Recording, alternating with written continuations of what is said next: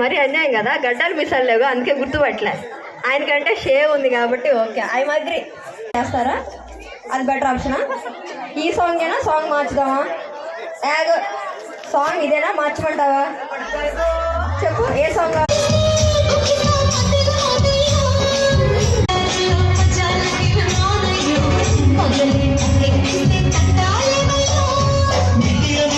సమయ